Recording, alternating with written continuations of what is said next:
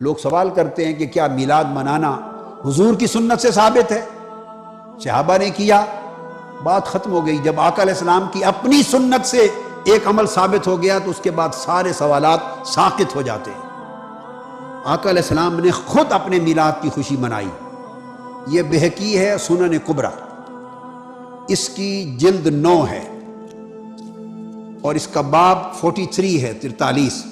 حضور صلی اللہ علیہ وآلہ وسلم کے بارے میں عن قتادہ عن انس رضی اللہ تعالی عنہ ان النبی صلی اللہ علیہ وآلہ وسلم عقا عن نفسہ بعد النبوہ، بعثت اعلان نبوت کے بعد آقا علیہ السلام نے اپنی طرف سے عقیقہ کی۔ عقا کا لفظ ہے، عقا کا ایک ذہن میں رکھ لیں، عقا ولادت کی خوشی میں، ولادت کے طور پہ بکرا ذبح کرنا، کھلانا، یہ جو عمل ہے اس کو عقیقہ کہتے ہیں۔ یہ بہقی کی، میں 2-3 احادیث کی کتب پہلے عرض کر لوں، اس کے بعد پھر میں اس کی انٹرپریٹیشن پر آتا ہوں۔ یہی حدیث مسند الصحابہ امام رویانی نے بھی روایت کی ہے، جو 307 ہجری میں جن کی وفات ہوئی۔ اسی حدیث کو، اس کو قتادہ عن انس ان النبی صلی اللہ علیہ وسلم عقا عن نفسہ بعدما بعثہ اللہ نبیا، کہ حضور علیہ السلام نے نبی کے طور پہ مبعوث ہونے کے بعد اپنی طرف سے عقیقہ یعنی بکرے ذبح کیے اور بکرے ذبح کر کے کھانا لوگوں کو کھلایا۔ یہ دوسری حدیث ہے جس کو میں نے مسند رویانی کے حوالے سے عرض کیا۔ پھر یہی حدیث مجمع الزوائد امام حیثمی روایت کرتے ہیں عن انس ان النبی صلی اللہ علیہ وسلم عقا عن نفسہ بعدما بعث نبیا، بعثت کے بعد آقا علیہ السلام نے اپنی طرف سے عقیقہ کیا۔ اس حدیث کو امام طبرانی نے بھی اوسط میں روایت کیا ہے، اور اسی کو امام ابن القیم نے زاد المعاد میں بھی روایت کیا، اور وہ فرماتے ہیں یہ حدیث پہلے تو انس حضرت سمامہ حضرت انس سے روایت کرتے ہیں، اور حضرت قتادہ حضرت انس سے روایت کرتے ہیں، اور حضرت ایمن حضرت انس سے روایت کرتے ہیں، 3 سندوں کے ساتھ روایت کرتے ہیں۔ ان النبی صلی اللہ علیہ وسلم عقا عن نفسہ بعد ان جاءتہ النبوہ، اور فرماتے ہیں یہ حدیث ابو داؤد سے بھی مروی ہے کہ حضور علیہ السلام نے نبوت کی بعثت کے بعد اپنی طرف سے ایک عقیقہ کیا۔ یہ لفظ ہیں جو تمام طرق کے ساتھ یہ حدیث آئی ہے۔ اب جو بنیادی چیز یہاں میں بیان کرنا چاہتا ہوں وہ بڑی لطیف، اس پر شرح کرتے ہوئے امام جلال الدین سیوطی فرماتے ہیں، یہ تو وہ احادیث تھی۔ امام جلال الدین سیوطی فرماتے ہیں کہ حضور علیہ السلام کا عقیقہ حضرت عبد المطلب آپ کے دادا 7ویں دن کر چکے تھے۔ یہاں 3 نکتے بڑے قابل توجہ ہیں۔ فرماتے ہیں کہ یہ جس کو عقا عن نفسہ بعد النبوہ کا لفظ آیا ہے، امام سیوطی فرماتے ہیں کہ در حقیقت کیونکہ عقیقہ کا تعلق ولادت سے ہوتا ہے، وہ ولادت کی خوشی میں، ولادت کی مسرت میں، اظہار شکر میں اللہ کی بارگاہ میں صدقہ اور خیرات کیا جاتا ہے۔ عقیقہ کا تعلق ولادت سے ہے کہ بکرے ذبح کیے جاتے ہیں۔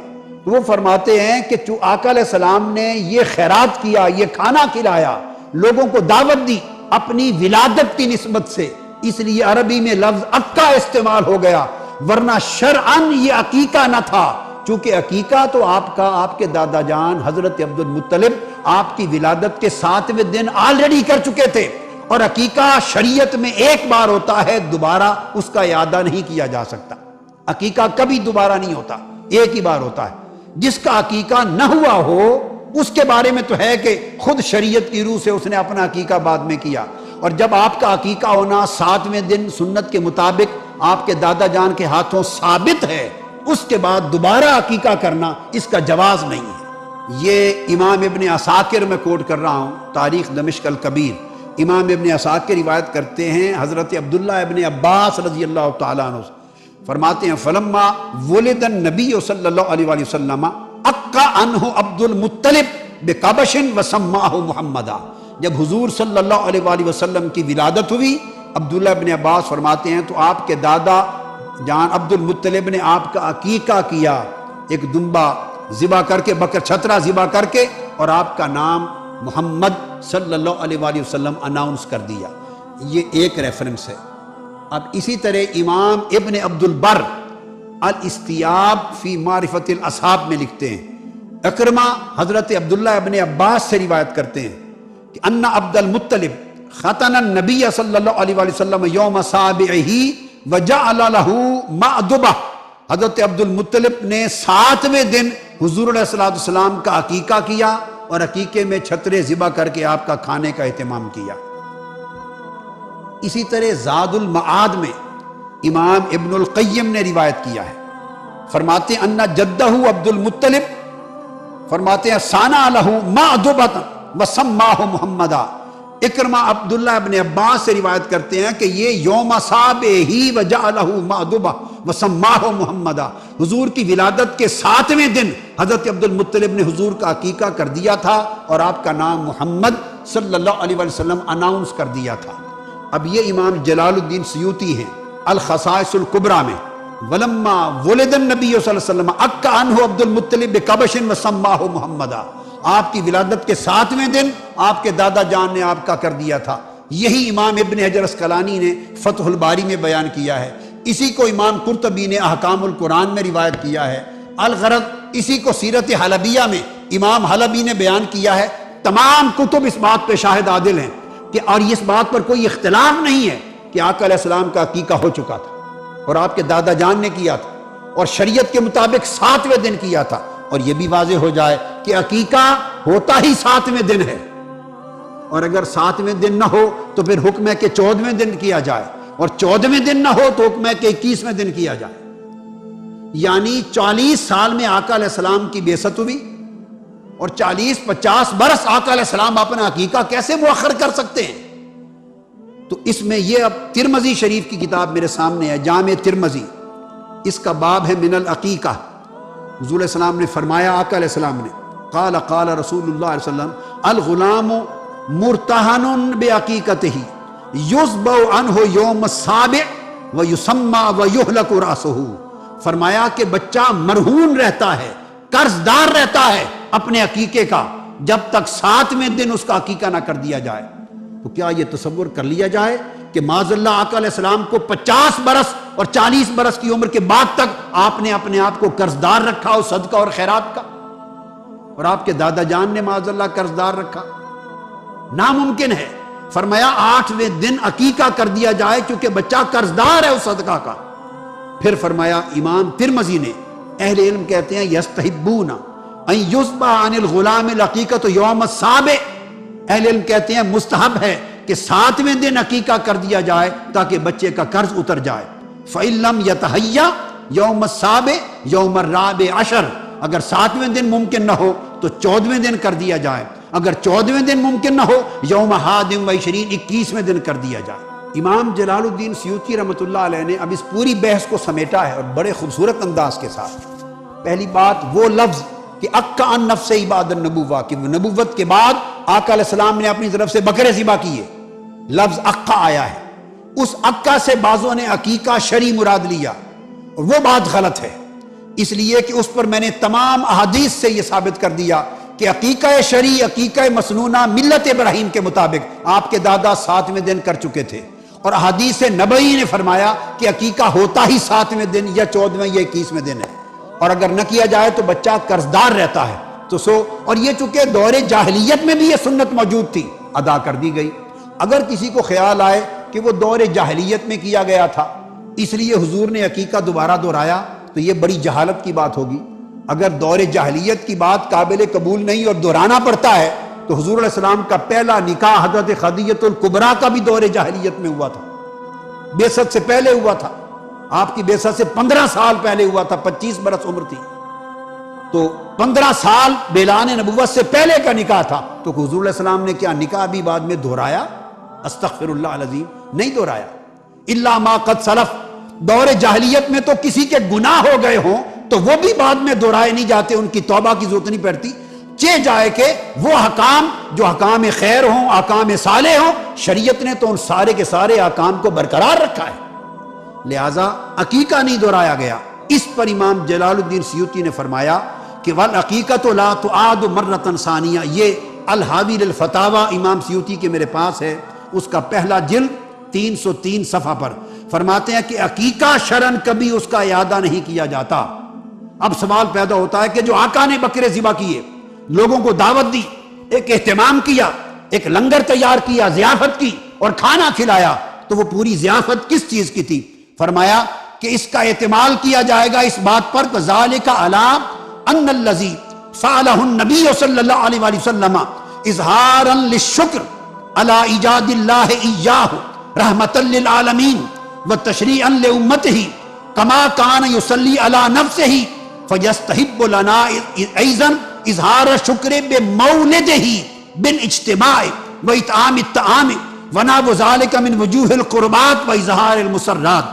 فرماتے ہیں کہ وہ حقیقہ شرعی نہ تھا، اس کا دہرانا ممکن نہیں، وہ حضور نے اپنے ولادت کی خوشی کی تھی، اپنا میلاد منایا تھا، اور اپنی ولادت کی خوشی میں بکرے ذبح کر کے امت کے لیے سنت بنا دی تھی کہ اس نبی کو مجھے باری تعالیٰ آپ نے انسانیت اور کائنات کے لیے رحمت للعالمین بنا کر بھیجا ہے، اور اس امت کے لیے مجھے دین حق دے کر بھیجا ہے۔ میں تیرے اس انعام و اکرام پر اب میری ولادت جو انسانیت کے لیے رحمت بن گئی ہے، تیرا شکر ادا کرتے ہوئے اور اظہار مسرت کرتے ہوئے میں یہ ضیافت کا اہتمام کر کے بکرے ذبح کر رہا ہوں۔ یہ اظہار مسرت میلاد تھا، مولد ہی۔ فرمایا اس وجہ سے اس سنت نبوی کے تحت امام سیوطی فرماتے ہیں کہ اس طرح کا شکر کرنا اور خوشی کرنا بے مولد ہی، حضور کے میلاد پر اجتماع کی شکل میں، لوگوں کو کھانا کھلا کر ضیافت کے اہتمام کی شکل میں، دیگر اعمال قربت کی شکل میں، اور اظہار المسرات اور خوشیوں اور فرحتوں اور جشن کی مختلف سیرتوں کو ظاہر کرنے کی شکل میں، فرمایا یہ سارا ہمارے لیے سنت اور مستحب ہو گیا۔ یہ ماہ مبارک حضور صلی اللہ علیہ وسلم کی سیرت مطہرہ سے ایک بڑا گہرا تعلق رکھتا ہے۔ حضور کی ولادت باسعادت بھی اسی ماہ مبارک میں ہوئی، اگرچہ تاریخ کے بارے میں اختلاف ہے۔ حضور کا انتقال بھی اس ماہ مبارک میں ہوا، اور وہ متفق علیہ تاریخ ہے 12 ربیع الاول اصل میں حضور کا یوم وفات ہے، اور اکثر محققین کی رائے یہ ہے کہ آپ کا یوم ولادت جو ہے وہ 9 ربیع الاول ہے۔ یہی وجہ ہے کہ مجھے یاد ہے کہ ہمارے بچپن میں اس دن کو جو لوگ کچھ تھوڑا بہت مناتے بھی تھے تو 12 وفات کے نام سے در حقیقت یہ نام یاد کیا جاتا تھا۔ حضور صلی اللہ علیہ وسلم کی وفات کا دن ہے، کچھ کھانا پکا کر کچھ غریبوں کو مساکین کو کھلانا، یہ در حقیقت چیز تھی کہ جو اب ہوتے ہوتے اس نے بہت ہی ایک دوسری صورت اختیار کر لی ہے۔ اب یہ ایک جشن بن گیا ہے اور ایک عید کا سا سما، بلکہ واقعہ یہ ہے کہ جو اصل 2 عیدیں ہیں وہ کہیں پیچھے چلی گئی ہیں، اور یہ جو 2 عیدیں ہم نے ایجاد کی ہیں، ایک عید میلاد النبی اور ایک عید استقلال، اگر ہم جائزہ لیں تو شاید یہ 2 جو ہے یہ زیادہ فور گراؤنڈ میں آ چکی ہیں۔ لیکن یہ کہ جہاں تک آپ کی ولادت اور آپ کے وفات کا اس ماہ مبارک میں ہونا ہے وہ ثابت ہے۔ مزید برآں حضور کا ورود مدینہ منورہ میں بھی ماہ ربیع الاول میں ہوا ہے۔ اس پہلو سے اگر اس ماہ مبارک میں ہم سیرت النبی کے مطالعے کا ایک خاص موضوع رکھیں، کسی تاریخ کے تعین کے بغیر اس مہینے کی مناسبت سے سیرت مطہرہ پر گفتگویں ہو، غور و فکر ہو، اور اس میں بھی عملی پہلو سامنے ہو، اتباع کا جذبہ ہو، سمجھنا سمجھانا اس لیے ہو کہ اس پر عمل کرنا ہے، تو یقیناً یہ چیز ہمارے لیے بہت مفید ہوگی اور ہمارے بہت سے امراض کا شاید اس سے مداوع ہو سکے۔ یاخذون بسنتہ ویقتدون بامرہ ثم انہا تخلف من بعدہم خلوف۔ پھر ہمیشہ یہ ہوتا، ہر نبی کا جاننے والوں میں، پہچاننے والوں میں، ماننے والوں میں ہوا ہے، امت محمد بھی مستثنیٰ نہیں ہے۔ یقولون ما لا یفعلون ویفعلون ما لا یؤمرون۔ یہاں نوٹ کیجئے کہ وہ کہتے وہ تھے جو کرتے نہیں تھے، اور کرتے وہ تھے جس کا حکم نہیں۔ عید میلاد النبی کیا حضور کا حکم ہے؟ کیا اس کا کوئی ثبوت صحابہ سے ہے؟ کیا ہم صحابہ کے مقابلے میں حضور سے زیادہ محبت کرتے ہیں؟ لیکن تھا کہ وہ ما لا یؤمرون، جس چیز کا حکم ہوا نہیں اس پر عمل ہو رہا۔ یہ ہے در حقیقت رسم پرستی، اور رسم کے اندر پھر اضافہ ہوتے چلا جاتا ہے، اس پر ردے پر چڑھتے چلے جانا جو ہے، یہ دوسرا سبب ہے۔ اور اس کا ایک نتیجہ جو نکلتا ہے وہ اسی پر بات ختم کروں گا، اگرچہ ایک اور حدیث جو ہے اس موضوع پر بہت اہم ہے۔ نتیجہ کیا نکلتا ہے جہاں بدعت آئے گی سنت رخصت ہو جائے گی. اب نماز جنازہ کی وہ اہمیت نہیں ہوگی، نہ نماز جنازہ یاد کرنی ہے، نہ دعا یاد کرنی ہے، کچھ پتہ نہیں، جا کے کھڑے ہو گئے ہیں، وضو بھی ہے کہ نہیں ہے، لیکن قرآن خوانی میں تو جانا ہی جانا. لوگ کہتے ہیں نا ریفرنس دو بھائی، کیسے خوشی منا سکتے ہیں، کیسے خرچ کر سکتے ہیں. چلو بھائی ریفرنس بھی لے لو. اللہ فرماتا ہے قل بفضل اللہ وبرحمتہ فبذلک فلیفرحوا هو خیر مما یجمعون. 11واں پارہ سورہ یونس آیت نمبر 58. ٹھیک ہے، یاد کر لیں. اس کا ترجمہ کیا ہے؟ ترجمہ بھی کیا اعلیٰ حضرت نے کیا. تم فرماؤ اللہ ہی کے فضل اور اسی کی رحمت اور اسی پر چاہیے کہ خوشی کریں، وہ ان کے سب دھن دولت سے بہتر ہے. اللہ کی رحمت اور فضل پر خوشی کریں تو سب دھن دولت سے بہتر ہے. اچھا پھر اللہ کی کوئی بھی رحمت ہو تو خوشی کرنے کا حکم ہے، تو جو سب سے بڑی رحمت ہو، جو سب سے بڑی نعمت ہو. اب آپ ہو سکتا ہے کوئی کہے یار نبی پاک اللہ کی رحمت ہے، یہ کہاں سے آیا بھائی؟ اور پھر قرآن کا ریفرنس دے دیتا ہوں. اللہ قرآن میں فرماتا ہے وما ارسلناک الا رحمتا للعالمین. میرے آقا تو سارے جہان کے لیے رحمت ہیں. احادیث میں یہ مضمون ملتا ہے، حدیث قدسی ہے، اے محبوب تجھے نہ بناتا تو یہ کائنات ہی نہ بناتا. جو وجہ تخلیق کے کائنات ہیں، جس کے سبب یہ دنیا بنی ہے، ان کی آمد کی خوشی کیوں نہ منائیں؟ تو انشاءاللہ دھوم دھام سے میلاد منائیں گے. پرچم بھی لگائیں، لائٹیں بھی لگائیں، مگر چوری کی نہیں، بل دے کر. بے شک 2 ٹیوب لائٹیں لگائیں، 2 بلب لگائیں، مگر بل دینا ہے، کیونکہ ناجائز طریقے سے ثواب نہیں ملتا. محفل نعت کریں، کسی کو تکلیف نہ پہنچائیں. ٹھیک ہے. اچھا اب پرچم کس لیے لگائیں؟ کہ دن میں کوئی آپ کے گھر کے پاس سے گزرے تو پتہ چلے یہ عاشق رسول کا گھر ہے. لائٹ اس لیے لگاؤ کہ رات میں گزرے تو پتہ چل جائے یہ میلاد منانے والے کا گھر ہے. ہاں ابھی کچھ لوگ نکلیں گے یا نکلنے کی تیاری کر رہے ہوں گے، یار یہ لائٹیں کی جگہ جو ہے کسی غریب کی شادی کر دو، یہ نیاز جلوس کرتے ہو تو کسی مریض کا علاج کرا دو. اب تو ان کو جواب بڑا تگڑا دینا ہے. اربوں روپے ان سیلاب زدگان میں انہوں نے ہی بانٹے ہیں جو سرکار کا میلاد بھی مناتے ہیں. انشاءاللہ مسلمانوں کی مدد بھی کریں گے اور میلاد بھی منائیں گے انشاءاللہ. بلکہ مزے کی بات بتاؤں، دعوت اسلامی والوں نے تو یہ طے کیا ہے کہ ان سیلاب زدگان کی خیمہ بستیوں میں جا کر ان کے ساتھ میلاد منائیں گے انشاءاللہ. ہاں ادھر بھی پرچم لہرائیں گے، ان کو انشاءاللہ بریانی بنا کر فاتحہ پڑھ کر سرکار کی میلاد کا لنگر بھی کھلائیں گے انشاءاللہ. اصل پرابلم پرانا ہے. ہاں یہ میں آپ کو بتاؤں، میرے آقا کی جب ولادت ہوئی تھی نا تو شیطان نے سر پہ خاک ڈالی تھی. تو آپ انشاءاللہ خوشیاں منائیں، کیونکہ نبی پاک کی جو خوشی مناتا ہے اللہ اس کے گھر میں خوشی داخل کر دیتا ہے. دیکھو ربیع الاول کے بارے میں لوگ اکثر ایک سوال پوچھتے ہیں کہ عید میلاد النبی منانا، اس میں جشن کرنا، نبی صلی اللہ علیہ وسلم کی آمد پہ خوشی منانا، یہ اسلام میں کیسا ہے؟ ہم رسول اللہ صلی اللہ علیہ وسلم کی سیرت دیکھتے ہیں. پہلی بات تو یہ کہ 12 ربیع الاول نبی کا یوم ولادت ہے، اس پر کوئی صحیح روایت موجود نہیں ہے.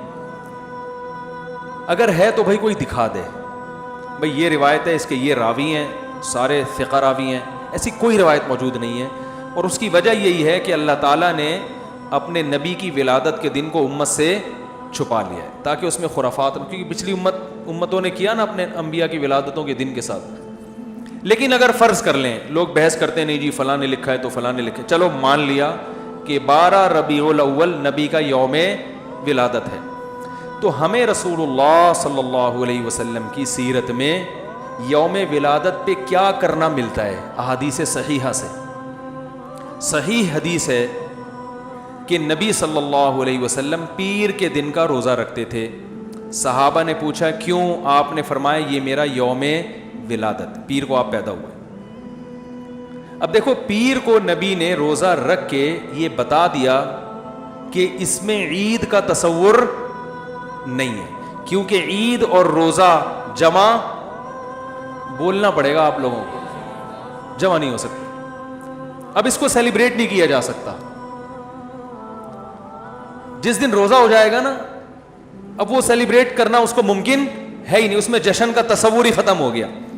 جو ہماری عیدیں ہیں ان میں روزہ رکھنا جائز ہے. عید الفطر کو کوئی روزہ رکھے؟ بولو بھائی. اگر جس دن روزہ رکھا وہ عید نہیں ہو سکتی، جو عید ہے وہ روزے کا دن. کیا خیال ہے؟ عید اور روزہ ایک دوسرے کے کیا ہیں؟ اپوزٹ. کیونکہ عید ایک خوشی کا دن ہے اور اس کو سیلیبریٹ کرنا ہے. تو سیلیبریٹ جو کیا جاتا ہے کھا پی کے کیا جاتا ہے یا بھوکا رہ کے کیا جاتا ہے؟ دیکھو آپ کے بچے کا امتحان میں پاس ہو گیا اچھے نمبروں سے, بہت خوش ہیں آپ نے تمام رشتہ داروں کو فون کیا, بھائی میرا بچہ 100 نمبروں سے پاس ہوا ہے, میں بہت خوش ہوں اور میں اب جشن مناؤں گا, ایک سیلیبریٹ کروں گا اس کو. بھائی کیسے کریں گے؟ بھائی آپ تمام لوگوں سے گزارش ہے کہ صبح کا ناشتہ بھی چھوڑ دیں اور کل دوپہر کا کھانا بھی چھوڑ دیں. ہاں بھائی یہ کیا ہو گیا بھائی؟ یہ خوشی ہے یا کوئی غم ہے بھائی؟ روزہ کوئی غم کی علامت نہیں ہے لیکن خوشی بھی نہیں ہے. خوشی کا مطلب خوشی کو سیلیبریٹ کرنا نہیں ہے, منانا. خوش ہونا ایک الگ چیز ہے, خوشی منانا. بھائی خوش ہونے پر تو ہم بھی کوئی پابندی نہیں لگا رہے کہ آپ 12 ربیع کو خوش ہو جائیں. مسئلہ ہے خوشی منانا. منانے کا صرف عید کو خوش ہونے پر کبھی بھی نہیں منائی جائے گی, صرف عید کے دن یا کوئی خوش یعنی یا کوئی کھانا کھلا کے. تو آپ کے بچہ 100 نمبروں سے پاس ہوا, آپ نے کہا کہ ہم خوشی منائیں گے. بھائی کیسے منائیں گے؟ آپ بھی کھانا چھوڑ دیں اور ہم بھی کھانا لے. بھائی وہ کہیں گے بھائی پہلے ہم اس طرح تو ہوگا کہ آج ہم زیادہ کھائیں گے, اس طرح تو منائی جاتی ہے. تو یہ بات سمجھ میں آ گئی.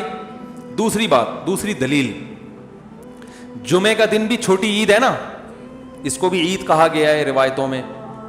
اسی وجہ اور عید کے بہت سارے احکام جمعے کے دن بھی لاگو ہوتے ہیں. غسل کر کے نہا دھو کے مسجد میں اجتماع ہوتا ہے, عید کے دن بھی غسل کر کے نہا دھو کے اجتماع ہوتا ہے. نبی جمعے کے دن بھی اچھے کپڑے پہنتے تھے, ہم عید کے دن بھی بولتے کیوں نہیں اچھے کپڑے پہنتے ہیں. جمعے کے دن بھی خوشبو لگا کے نہا دھو کے, عید کے دن بھی ایسے ہی. اور حدیث میں جمعے کے دن کو بھی روزے کے ساتھ خاص کرنے سے منع کیا گیا ہے. لا تختصوا لیلۃ الجمعۃ بصلاۃ ولا یوم الجمعۃ بصوم.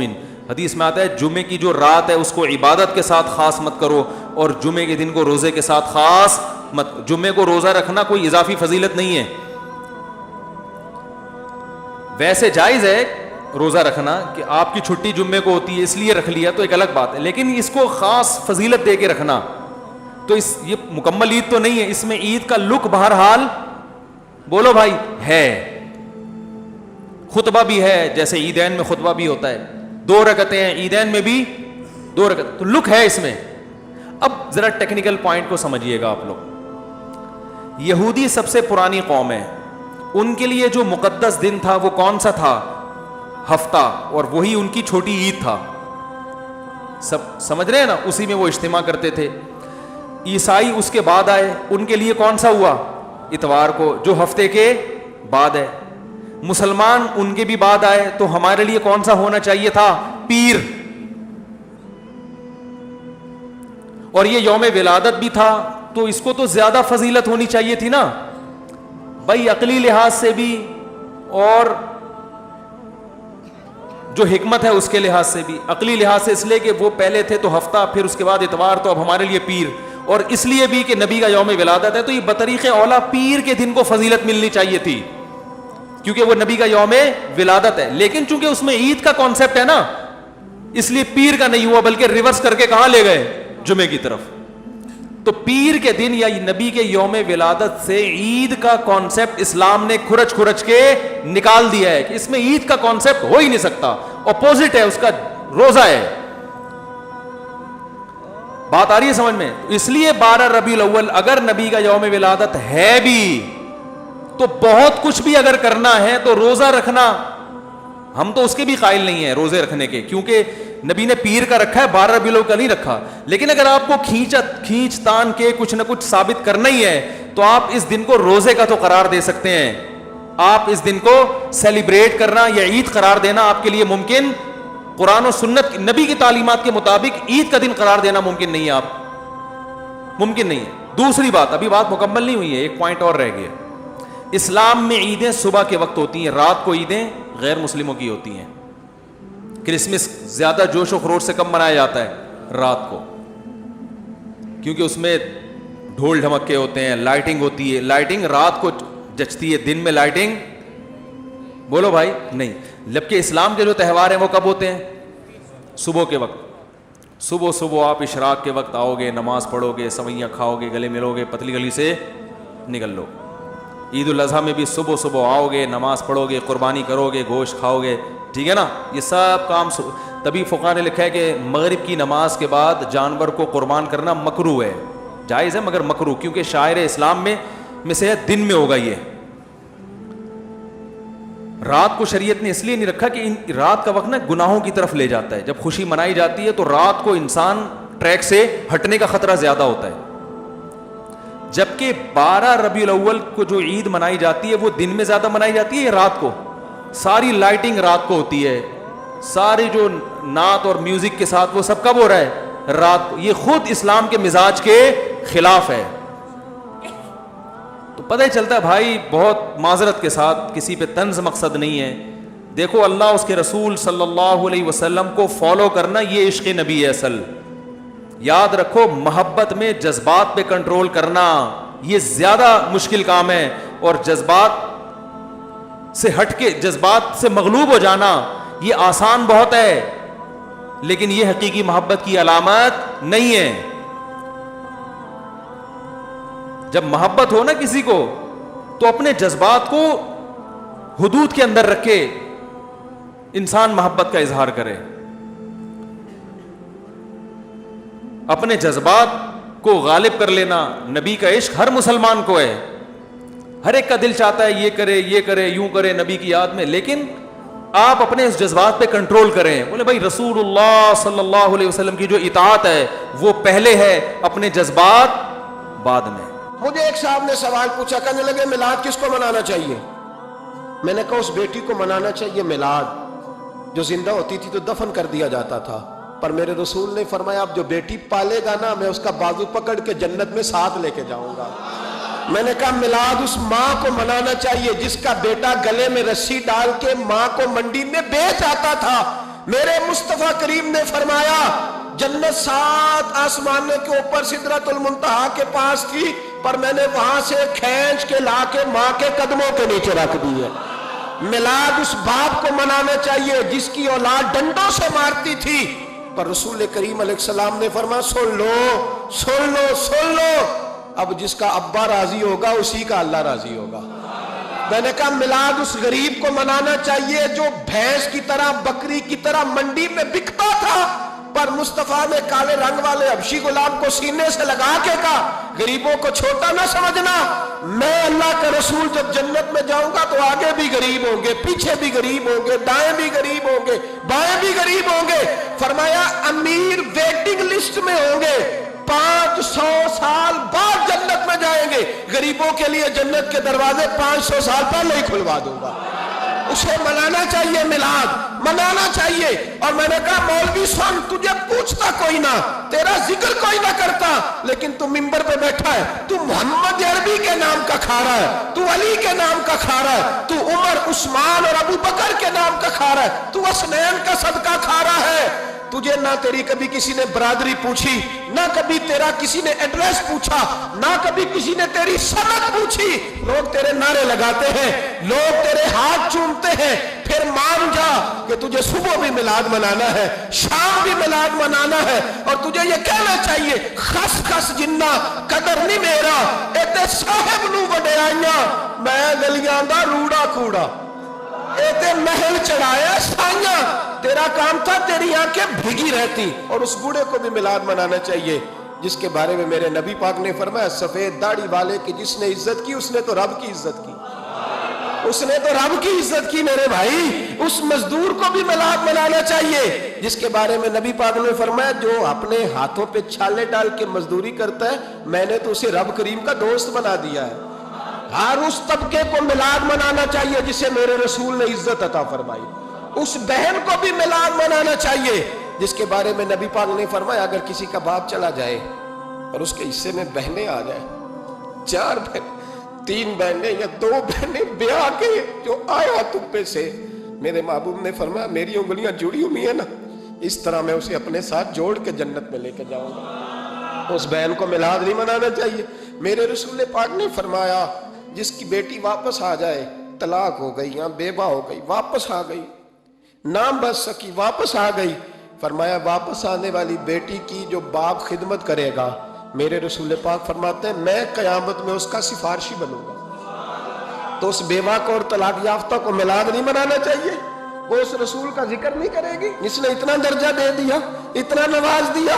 اور تجھے تو صبح و شام میلاد میلاد کرنا چاہیے تھا، تجھے تو صبح و شام درود درود کرنا چاہیے تھا، سلام کے گجرے بھیجنے چاہیے۔ یا رسول اللہ یا رسول اللہ کہتے تیری زبان جو ہے وہ ہر وقت تر رہنی چاہیے تھی، تو بحث کر رہا ہے، تو اس پہ دلیلیں دے رہا ہے، تو اس پر باتیں کر رہا ہے۔ حضرت عمر سے پوچھنا، حضرت عمر سے، جناب اسامہ بن زید رضی اللہ تعالیٰ عنہ حضور کے غلام تھے، نبی پاک ان سے بڑا پیار کرتے تھے۔ ایک جنگ میں پیسے آئے، حضرت عمر فاروق رضی اللہ تعالیٰ عنہ نے 25,000 دیا اپنے بیٹے کو، اور اسامہ بن زید کو 50,000 دینار دیے۔ بیٹا کہنے لگا ابا جی وہ تو چھوٹے ہیں، میں بڑا ہوں، وہ حضور کے زمانے میں بچے تھے، میں جہاد کرتا تھا، یہ آپ نے کیا کیا؟ تو حضرت عمر رو پڑے، کہنے لگے بیٹا یہ تیرے باپ کے سر پر جو عزت کے بال ہیں یہ مصطفیٰ کے اگائے ہوئے ہیں۔ نبی پاک اسامہ سے نبی پاک کا پیار بڑا تھا، حضور کی محبت بڑی تھی۔ بیٹا اس کے ناک سے ریٹ نکلتی تھی تو رسول پاک اپنے ہاتھوں سے صاف کر دیتے تھے، حضور اس کو گود میں بٹھاتے تھے۔ میں کیسے بھول جاؤں رسول پاک کے احسانات کیسے۔ حضرت عمر جا رہے تھے تو مکے کے رستے میں ایک تنا آیا، کھجور کا خشک تنا، حضرت عمر نے اس کو بازوؤں میں لے کے رونا شروع کر دیا۔ عمر کیا ہوا؟ کہنے لگے یہاں تو میں اونٹ چرایا کرتا تھا، یہاں اور میرا باپ مجھے مارا کرتا تھا، دیکھو آج عمر نعرہ لگاتا ہے تو کیسر و کسرا کہاں، او بھائی اصلا نال جے نیکی کریے، ہاں ہاں ہاں ہاں اصلا نال جے، اصلا نال جے نیکی کریے تے او نسلاں تاک نہیں بھول دے، ہاں بے اصلا نال نیکی کریے تے پھول کنڈیاں نال تول دے۔ اور سن تیری دنیا بھی حضور کے صدقے بنی، اور تیری قبر میں بھی کوئی ساتھ نہیں جائے گا، کوئی ساتھ نہیں جائے گا، قبر میں بھی مصطفیٰ کریم صلی اللہ ہو۔ اور دیکھنا قبر کے اندر بھی کبھی کوئی گیا ہے؟ قبر میں بھی رسول پاک، قبر میں بھی رسول پاک، قبر میں بھی رسول پاک۔ میرے استاد فرمایا کرتے تھے بتاؤ جس قبر میں نبی پاک آئیں گے وہاں عذاب کیا ہونا ہے؟ جب حضور ہی آ گئے تو عذاب کیا ہونا ہے؟ نبی پاک تو جدھر سے گزر جائیں رب وہ جگہ جنت بنا دیتا ہے، وہاں کیا عذاب ہونا ہے؟ وہاں تو دیدار ہونا ہے۔ تیری قبر میں بھی نبی پاک، اور حضور نے فرمایا میزان عمل پہ عمل تلیں گے تو پھر بھی میں تمہارے پاس ہوں گا۔ حضور علیہ السلام نے فرمایا پل صراط سے گزرو گے تو پھر بھی میں تمہارے پاس ہوں گا۔ اور میرے رسول پاک علیہ السلام نے فرمایا جب تم جنت میں جانے لگو گے تو پھر بھی میں تمہارے، تو بتا تیرے رسول تو ہر وقت تیرے ساتھ ہے، تو کب کب نبی پاک کے ساتھ ہوتا ہے؟ تو بتانا تو کب کب نبی پاک کے ساتھ؟ میں چھوٹے جلسے کا قائل ہوں، لمبی محفل میں گزارش کرتا ہوں دوستوں سے کہ لمبا جلسہ نہ کرو، لیکن ایک جگہ پہ میں گیا تو ایک بڑے پڑھے لکھے آدمی نے مجھے کہا مولانا ان کو سمجھائیں، آدھی رات تک بٹھائے رہتے ہیں، ان کو سمجھائیں۔ میں نے کہا میں سمجھاؤں گا پر آپ ذرا اپنا لب و لہجہ تھوڑا دھیما کریں، تو پوری رات نہیں نبی پاک کے لیے جاگا، اور میرے رسول تو ساری حیات تیرے لیے جاگتے رہے، ساری رات محبوب نے، کیا کہتے ہیں بریلی کے امام اعلیٰ حضرت فرماتے ہیں ان کی مہک نے دل کے غنچے کھلا دیے، وہ جس راہ چل دیے ہیں کوچے بسا دیے ہیں، میرے کریم سے گر قطرہ کسی نے مانگا دریا بہا دیے، دربے بہا دیے ہیں۔ اور اللہ کیا جہنم اب بھی نہ سرد ہوگا؟ اللہ کیا جہنم اب بھی نہ سرد ہوگا؟ رو رو کے مصطفیٰ نے دریا بہا دیے، رو رو کے مصطفیٰ نے، اور پھر کہنے لگے رو رو کے مصطفیٰ نے ان کے نثار کوئی کیسے ہی رنج میں ہو، جب یاد آ گئے ہیں سب غم بھلا دیے، جب یاد آ گئے ہیں سب غم اسی لیے تو ہم کہتے ہیں میلاد کھل کے مناؤ۔ رسول پاک کا میلاد بہانے کرتے ہیں، بہانے وہ کرتا ہے جس نے کام نہیں کرنا ہوتا، جس نے کرنا ہوتا ہے وہ بہانے۔ اعلیٰ حضرت نے جو پروگرام دیا وہ بڑا لمبا چوڑا ہے، کب تک کا تجھے کیا بتایا؟ اعلیٰ حضرت فرما گئے حشر تک ڈالیں گے ہم، حشر تک ڈالیں گے ہم پیدائش مولا کی دھوم، اور مثل فارس نجد کے قلعے گراتے جائیں گے، اور خاک ہو جائیں عدو جل کر، مگر ہم تو رضا دم میں جب تک دم ہے ذکر ان کا سناتے جائیں۔ تھوڑا سا آپ کی پیدائش کو بیان کرتا ہوں، چونکہ 12 ربیع الاول کو آپ تشریف لے، جمہور کا قول 12 ربیع الاول، اور بھی اقوال ہیں لیکن یعنی جمہور علماء، ان تمام دنیا کے اکثر علماء 12 ربیع الاول ہی کو آپ کا مولد قرار دیتے ہیں۔ 8 کا قول بھی ہے، 9 کا قول بھی ہے، 10 کا بھی ہے، لیکن جمہور علماء عرب و عجم 12 پر اکثر کا اتفاق ہے، لہٰذا اسی کو ہی ساری دنیا میں خوشی کا دن سمجھا جاتا ہے، بنایا جاتا ہے، منایا جاتا ہے۔ تو میں چونکہ اکثر سفر میں ہوتا ہوں، یہ بہت عرصے کے بعد پہلا موقع میں پاکستان میں ہوں، ورنہ 12 ربیع الاول مختلف ملکوں میں ہر جگہ اللہ کے فضل سے لوگوں کو دیکھا بڑے ذوق شوق سے۔ کچھ 6 ماہ ہو چکے ہیں۔ 22 اپریل 571 عیسوی،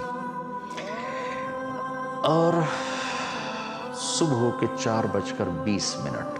یہ 4:20 میں اس لیے کہتا ہوں کہ 22 اپریل کو مکہ میں صبح صادق کو 4:20-22 پر ہوتی ہے۔ پہلے سے اعلان ہو رہے ہیں کہ ہمارے نبی آ رہے ہیں، من انفسکم، قبیلہ قریش میں سے آ رہے ہیں، اور سب سے اعلیٰ خاندان ہاشم میں سے آ رہے ہیں۔ تو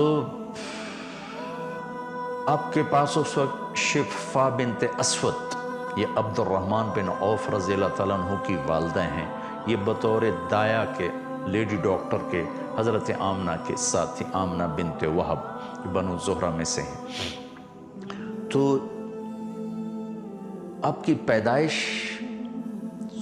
صبح صادق کے وقت ہے، آپ پیدا ہوئے، سارا کمرہ خوشبو سے بھر گیا، اور آپ کی جو لیڈی ڈاکٹر ہیں شفا بنت اسود، وہ بھی بعد میں ایمان لائیں رضی اللہ تعالیٰ عنہ۔ وہ حیران ہو کے دیکھ رہیں کہ جب آپ دنیا میں تشریف لائے تو آپ کے جسم پر کسی قسم کا کوئی نشان نہیں تھا۔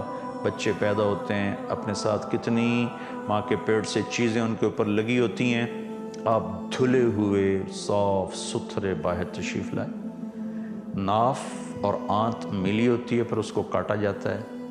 آپ ولد مختونا مقطوع السرہ، آپ کی ناف کٹی ہوئی تھی، آپ کا ختنہ ماں کے پیٹ سے ہوا تھا۔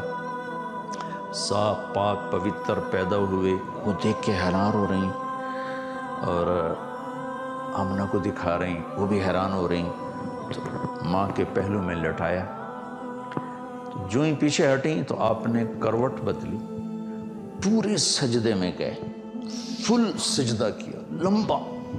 ماں بھی ڈر گئی، دائی بھی ڈر گئی۔ پھر اس کے بعد دونوں ہاتھ کا سہارا لے کر یوں پوری چھاتی اوپر اٹھائی، اور الٹے ہاتھ کا سہارا لے کر سیدھا ہاتھ اٹھا کر شہادت کی انگلی کو آسمان کی طرف بلند کیا، تو ایک دم نور ہی نور پھیل گیا چاروں طرف۔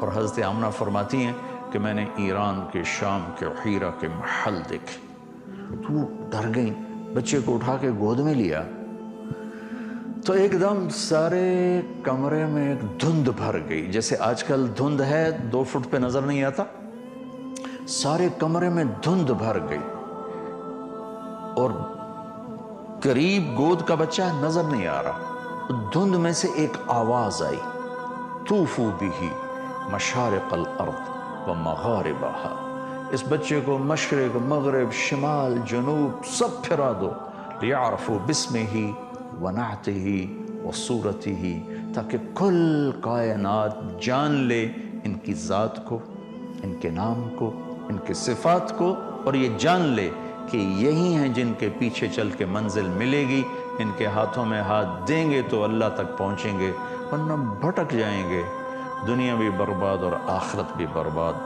وَآتُوهُ خُلُقَ آدم، انہیں آدم کے اخلاق دو، وَمَعْرِفَةَ شیث، اور شیث کی معرفت دو، وَشَجَاعَةَ نوح، اور نوح کی معرفت دو، وَخُلَّةَ ابراہیم، ابراہیم کی دوستی دو، وَاسْتِسْلَامَ اسماعیل، اسماعیل کی قربانی دو، وَفَصَاحَةَ صالح، صالح کی فصاحت دو، وَحِکْمَةَ لوط، اور لوط کی حکمت دو، وَبُشْرَى وَرِضَا اسحاق، اسحاق کی رضا دو، وَبُشْرَى یعقوب، اور یعقوب کی بشارت دو، وَجَمَالَ یوسف، یوسف کا خوبصورت حسن و جمال دو، وَشِدَّةَ موسیٰ، یوسف کا جمال دو، موسیٰ کا جلال دو، وَطَاعَةَ یونس، یونس کی طاعت دو، وَلَحْنَ داود، داود کی شیریں زبان دو، وَقَلْبَ ایوب، ایوب کا دل دو، وعصمت یحییٰ، اور یحییٰ کی پاک دامنی دو، وزہد عیسیٰ،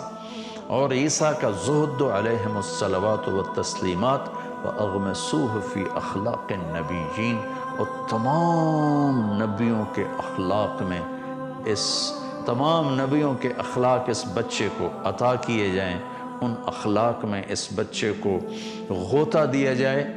یہ آواز آئی اور ایک دم بادل چھٹا، تو حضرت آمنہ فرماتی میں نے دیکھا میرے بچے کا چہرہ 14ویں رات کے چاند کی طرح چمک رہا تھا، یہ آپ کی آمد ہے۔ زمین آسمان میں غلغلہ مچا ہوا تھا۔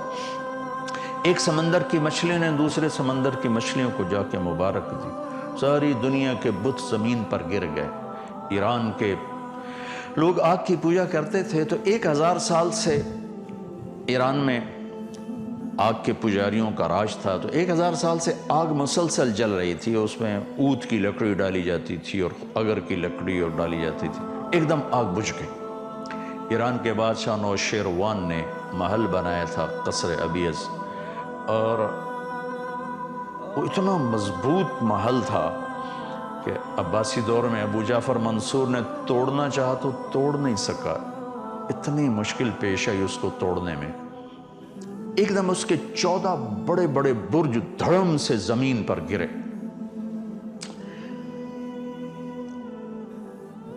اور مکے میں ایک یہودی آیا ہوا تھا تجارت کے لیے، اس نے صبح صبح شور مچایا، او بھائی آج کسی قریشی کا بیٹا پیدا ہوا ہے؟ کہاں؟ فلاں کا بیٹا پیدا ہوا۔ کوس کباب زندہ؟ کہاں زندہ؟ کہ نہیں، کوئی ایسا بچہ بتاؤ جو یتیم پیدا ہو۔ کہاں؟ عبد المطلب کا پوتا۔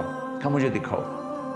تو جب آپ کو لایا، آپ کے چہرے پہ نظر پڑی، تو اس نے پیچھے کمر سے کپڑا ہٹا کے دیکھا تو مہر نبوت، تو اس کی چیخ نکلی، ویل لبنی اسرائیل، ہلاک ہو گئے بنو اسرائیل، لقد خرجت النبوۃ منہا، آج نبوت اسرائیل کی اولاد سے نکل گئی، بنو اسرائیل سے نکل گئی۔ لقد رحتم بہا یا معشر قریش، اے قریش تمہیں مبارک ہو، یہ نبوت تمہارے گھر میں آ گئی۔ کائنات میں غلغلہ مچ گیا، سمندر کی مچھلیاں مبارک دے رہی۔ ایران کا بادشاہ پریشان ہو گیا، اس نے اور اس کے وہ پجاری نے آ کر کہا جی آگ بجھ گئی، ادھر 14 برج گر گئے۔ انہوں نے کہا یہ کیا ہوا؟ تو اس نے ہیرا کے بادشاہ کو پیغام بھیجا کہ کوئی آسمانی کتابوں کا عالم بھیجو۔ تو انہوں نے ہیرا کے پادری عیسائی پادری عبد المسیح کو بھیجا۔ اس نے بات سنی، کہا جی میرا علم اتنا نہیں، میرا ایک ماموں ہے شام میں رہتا، میں اس سے پوچھتا ہوں۔ اس کا نام تھا سطیع۔ شام پہنچے، وہ اس وقت نزع کی حالت میں تھے، تو انہوں نے اس کو ہلا کر وہ کہ سطیع میں آپ کا بھانجا عبد المسیح آیا ہوں۔ ان کی آنکھ کھلی، دیکھا، ان کے بتائے بغیر فرمایا ہاں تو اس لیے آیا ہے جئت تسأل عن خمود النیران وارتجاس الایوان، تو یہ پوچھنے آیا ہے نا کہ وہ 1000 سالہ آگ بجھ گئی اور وہ 14 برج گر گئے؟ کہاں؟ ہاں یہی پوچھنے آیا ہوں۔ فَإِذَا ظَهَرَ صَاحِبُ الْحِرَاوَ وَفَاضَتْ وَادِ السَّمَاوَ وَغَادَتْ بُحَيْرَةُ صَاوَ وَكَثْرَتِ التِّلَاوَ فَلَيْسَ شَامُ لِلسَّطِيحِ شَامَ وَلَيْسَ فارس لعبد المسیح مقامہ، کہ اے عبد المسیح ایران کے بادشاہ کو پیغام دے دے کہ آخری نبی ظاہر ہو چکے ہیں، جب قرآن کی تلاوت ہوگی اور صاحب عصا، آپ لاٹھی رکھتے تھے، لاٹھی والے نبی ظاہر ہوں گے، تو پھر شام سطیح کا نہیں رہے گا اور فارس عبد المسیح کا نہیں رہے گا، اور اس کی امت ان تمام علاقوں پر اللہ کا جھنڈا گاڑیں گے۔ یہ آپ کی پیدائش پر ہو رہا ہے، ابھی کسی کو نہیں پتا، یتیم پیدا ہو رہے ہیں۔ عبد المطلب تو ساری رات بیت اللہ کا پردہ پکڑ کے روتے رہے کہ میرے مالک میرا بیٹا چلا گیا ہے، اس کو بیٹا عطا فرما، تاکہ اس کی نشانی باقی رہے۔ انہیں کیا خبر کہ آج کون آ رہے ہیں، وجہ کائنات آ رہے ہیں، سبب کائنات آ رہے ہیں، اللہ کے محبوب ترین ہستی تشریف لا رہے ہیں، جن کا نام اللہ خود رکھیں گے، محمد و احمد۔ آپ نے فرمایا میرے اللہ نے میرے 10 نام رکھے، میں محمد، میں احمد، میں ماحی، میں حاشر، میں عاقب، میں فاتح، میں خاتم، میں ابو القاسم، میں طٰہٰ، میں یاسین. اور قرآن میں جاؤ تو شاہد، مبشر، نذیر، داعی اللہ، سراج منیر، عزیز، حریص علیکم بالمؤمنین رؤوف رحیم، المزمل، المدثر، طٰہٰ، یاسین. ایک کتاب ہے میرے پاس جس میں 1177 نام اللہ کے نبی کے لکھے ہوئے ہیں. 1177 نام. 1177 بھی تھوڑے ہیں. جن کی صفات کی کوئی حد نہ ہو ان کے لیے 1177 چھوڑ 11 لاکھ ہوں تو بھی وہ تھوڑے ہیں. تو یہ تو وہ ہیں جو علماء نے جمع کیے مختلف جگہوں سے، پرانی کتابوں سے اور مختلف اس کے مصادر مآخذ سے. تو من انفسکم کو بتا رہا ہوں. من انفسکم، ایسے پیدائش میں ایسے غیبی نظام، ہستی میں ایسے غیبی نظام، ذات میں ایسے غیبی نظام، اخلاق ایسے عالی شان، ذات ایسی عالی شان، اور ختم نبوت کا تاج سر پہ سجایا. اخلاق عالی، سخاوت عالی، محبت عالی، درگزر عالی. ظاہر ہے کہ جس طرح مرتب اور جلسے اس طرح آج کل ہوتے ہیں، دور رسالت مآب میں اس طرح کا تو رواج تھا ہی نہیں.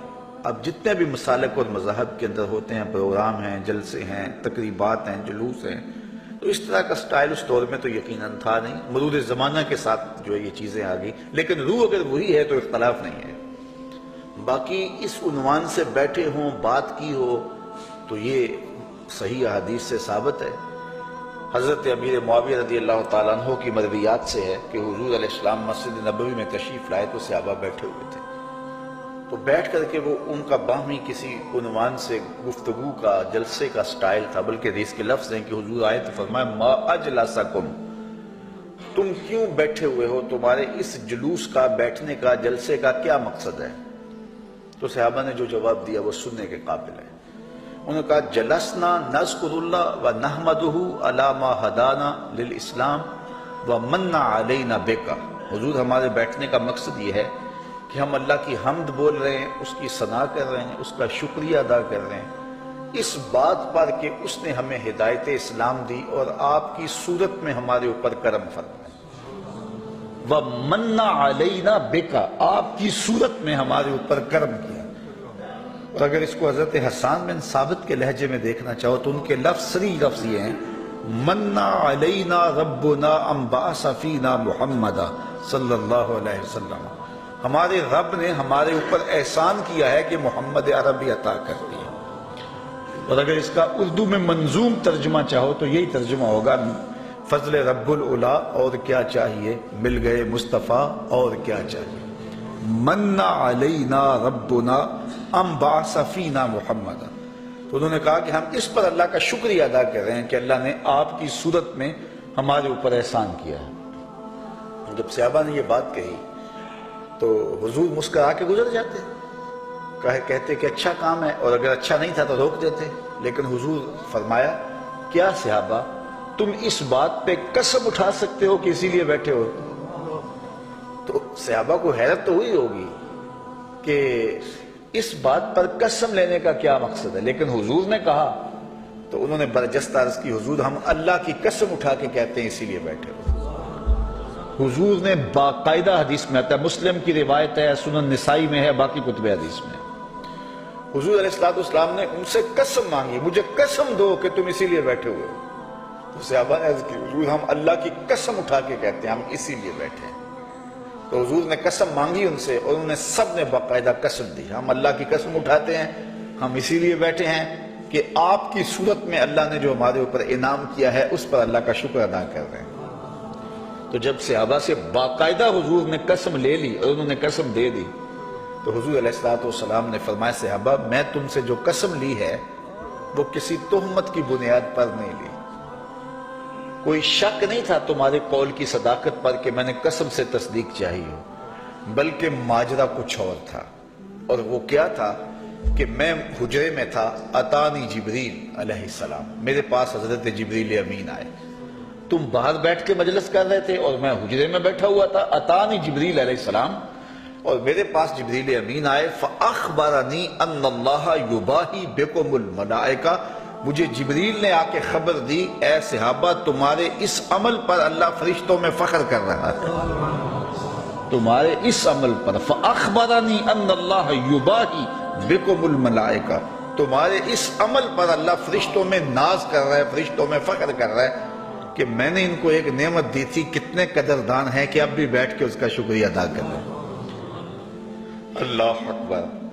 تو مجھے بتائیے، آج اگر میں اور آپ بیٹھ جائیں اور جمع ہو جائیں، چلو بیٹھنے کی جگہ پر چراغاں بھی کر لیں، نیچے اچھی چٹائیاں بھی بچھا لیں، اب اتنی آوازیں نہیں ہیں کہ زور سے بول کر آخری شخص تک آواز پہنچائی جائے، چلو سہولت کے لیے لاؤڈ سپیکر بھی لگا لیں، کوئی دور و نزدیک سے لوگ آئے ہیں ان کے لیے کوئی کھانے کا شیرینی کا انتظام بھی کر لیں، تو اس میں کیا قباحت ہوگی؟ یہ کیا بالکل اسی مجلس کا تسلسل دکھائی نہیں دیتا؟ ہاں اگر ضد ہے تو اس پر بڑی باتیں کی جا سکتی ہیں اور کی بھی جاتی ہیں، لیکن اگر ضد نہیں ہے، انصاف کی نظر سے دیکھا جائے تو اگر اسی عنوان سے میں بیٹھ جاؤں اور آپ بیٹھ جائیں اور ہم جو ہے وہ اپنے رزق سے اس کے لیے کوئی دوستوں کے لیے اہتمام بھی کھانے کا کر لیں اور حضور علیہ السلام کی سیرت کو عنوان چھیڑ لیں، فضائل و مناقب کی باتیں کر لیں، تو اس میں کوئی قباحت نہیں ہوگی۔ یہ سوال اس طرح آیا سوشل میڈیا پر ہے کہ رحمت کائنات صلی اللہ تعالی علیہ وآلہ وسلم کی ظاہری حیات میں کم و بیش 63 مرتبہ ربیع الاول کا مہینہ آیا ہے یا ہوگا، جو بھی یہ لکھنا چاہ رہے ہوں گے۔ کہتے کس حدیث سے یہ ثابت ہے کہ آپ نے اپنی ولادت کا دن منایا؟ پیارے آقا صلی اللہ تعالی علیہ وآلہ وسلم تو ہر مہینے میں 4 دن مناتے تھے جشن ولادت۔ ہر مہینے میں ربیع الاول میں بھی اور ہر مہینے میں۔ وہ ایشو مطلب حدیث شریف ہے کہ پیارے آقا صلی اللہ تعالی علیہ وآلہ وسلم ہر پیر شریف کو روزہ رکھتے تھے۔ جب آپ کی خدمت میں پوچھا گیا اس کی وجہ، تو ایک وجہ یہ بتائی، فیہ ولدت، اسی دن میری ولادت ہوئی ہے، یعنی ہر پیر کو آپ کا برتھ ڈے، تو یہ روزہ آپ رکھتے تھے پیارے آقا صلی اللہ علیہ وسلم۔ میں ویسے ہی ایک سمجھانے کے لیے عرض کر رہا ہوں کہ اگر آپ بولتے ہیں ربیع الاول تو یہ ہر مہینے 4 دن، تو یہ ان کو سمجھاؤ نا جو سالگرہ مناتے ہیں، غبارے پھوڑتے ہیں، عورتیں مرد جمع ہو کر کیک کاٹ کے وہ تالیاں بجاتے ہیں، بچے کے لیے تحفے وصول کر کے ڈھیر لگاتے ہیں، گفٹ پیک جمع کرتے ہیں، تو بولو کہ یہ ایسا کیوں کرتے ہیں؟ حضرت عمر رضی اللہ تعالیٰ عنہ کے دور خلافت میں حضرت سیدنا صدیق اکبر کا جو دن ہے وہ 10 مرتبہ تقریباً آیا، تو کیا کسی حدیث سے، یعنی جو ان کی سیرت ہے اس میں یہ ہے کہ حضرت عمر کا دن منایا ہو انہوں نے، یا حضرت ابوبکر رضی اللہ عنہ کا دن منایا ہو؟ کہیں بھی ایسا نہیں، اور آج اعتراض کرنے والے خود اس کو مناتے ہیں۔ حضرت علی رضی اللہ عنہ کے دور خلافت میں تقریباً 6 سال تک ان تینوں کے ایام آتے رہے، کسی نے بھی نہیں منایا، لیکن منائے جا رہے ہیں۔ رمضان شریف جو ہے حضور علیہ السلام کے دور میں جب اس کا اعلان ہوا، باقاعدہ روزے فرض ہوئے 2 سن ہجری کے اندر، اس کے بعد 9 مرتبہ رمضان موجود رہا۔ کیا اس میں کبھی ایسا ہوا کہ تراویح کے بعد نبی کریم صلی اللہ تعالیٰ علیہ وسلم جو ہے وہ درس قرآن دیتے ہوں؟ ایسا کبھی نہیں، لیکن ہر جگہ پہ ہو رہا ہے۔ تو ان میں کسی چیز کو اعتراض کا جو ہے وہ موقع نہیں، کسی پہ کوئی اعتراض نہیں ہے۔ اعتراض ہونا ہے تو فقط اس طرح کے شیطانی خیالات کے ذریعے کہ نبی کریم صلی اللہ علیہ وسلم کے دور خلافت میں اتنی مرتبہ آیا، حضرت ابوبکر کے دور میں اتنی مرتبہ آیا، حضرت عمر کے دور میں اتنی مرتبہ آیا، تو حضرت عثمان غنی کے دور میں اتنی مرتبہ آیا، حضرت علی کے دور میں اتنی مرتبہ آیا، انہوں نے منایا، تو نہ منانے کا بھی کوئی ثبوت نہیں ہے۔ اور کس طریقے سے منایا؟ حضور علیہ السلام کی سیرت پر چل کر ہی انہوں نے منایا ہوگا روزے رکھ کر۔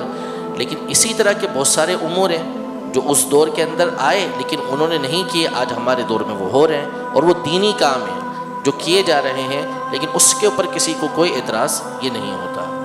دستار بندی کے جلسے ہو رہے ہیں، ختم بخاری ہو رہے ہیں۔ بخاری شریف تو نہ صحابہ کے دور میں تھی، نہ تابعین کے، نہ تبع تابعین کے، تو بعد میں تو ہر دور، یعنی کہ جو میلاد شریف نہیں مناتے وہ بھی دستار بندیاں کر رہے ہوتے ختم بخاری۔ قرآن اور حدیث کا نام ہے، یہ اللہ کی وہ نعمت ہے جو اللہ نے پیارے نبی جناب محمد الرسول اللہ صلی اللہ علیہ وسلم کی زندگی میں آپ پر پوری فرما دی. اسلام وہی ہے، دین وہی ہے جو رسول اللہ صلی اللہ علیہ وسلم نے کیا اور آپ کو دیکھ کر، آپ سے سن کر صحابہ نے کیا. اسی لیے صحیح مسلم میں پیارے نبی صلی اللہ علیہ وسلم کا یہ فرمان ہے جس کو ہر مسلمان کو ہمیشہ یاد رکھنا چاہیے: من عمل عملا لیس علیہ امرنا فہو رد. جس نے کوئی ایسا عمل کیا جو محمد الرسول اللہ صلی اللہ علیہ وسلم سے ثابت نہیں، پیارے حبیب کی سنت سے ثابت نہیں، وہ عمل مردود ہے. عید میلاد النبی کی آمد ہے. یہ وہ عید ہے جس کا اہل ایمان کی پہلی صدیوں میں کوئی تذکرہ نہیں ملتا.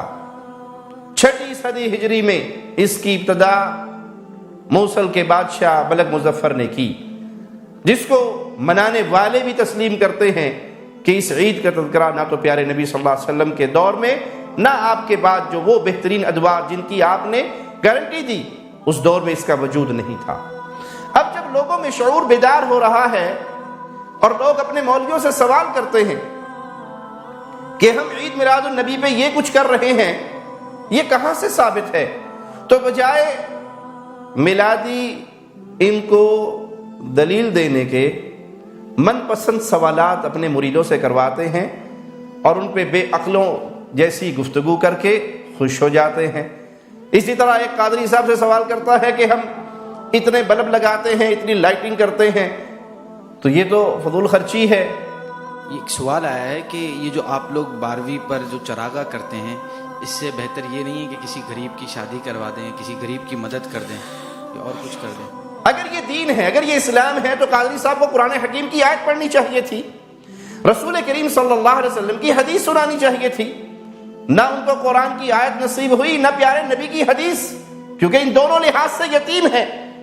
اس مسئلے پہ ان کے پاس ان دونوں چشموں سے کوئی دلیل نہیں ہے. تو جواب کیا دیتے ہیں کہ وہ شادیوں پہ کروڑوں روپے کا تم خرچہ کرتے ہو، وہاں کی لائٹنگ نظر نہیں آتی؟ صوفے لاکھوں کے ہوتے ہیں، ڈبل بیڈ اتنے لاکھ کا ہوتا ہے، فلاں کام اتنے لاکھوں کا کیا جاتا ہے، ہم نے اگر 4-12 بلب جلا لیے تو تمہیں تکلیف ہونے لگ گئی؟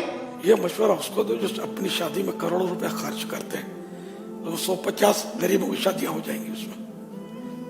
یہ ہم 12 بلب لگائیں تو ہمارے پاس مشورے آ جاتے ہیں. تو جو گھر میں لاکھوں روپے کا ڈیکوریشن سارا سال رکھتے ہیں، لاکھوں روپے کا ایک پلنگ آتا ہے، ایک صوفہ لاکھوں کا آتا ہوگا، اور ایک سے ایک ڈیکوریشن گھروں میں لوگ آج کل کر رہے ہیں. یہاں تک کہ پتا چلا کہ کموڈ تک سونے کا ہوتا ہے، چینی کا آتا ہے نا، وہ لگا لو 5-10 ہزار والا، یہ لاکھوں والا کموڈ جو یہ بیچ کے غریبوں کی شادیاں کروا دو. جشن ولادت کے موقع پر سب کو مطلب یہ مشورے ذہن میں آتے ہیں.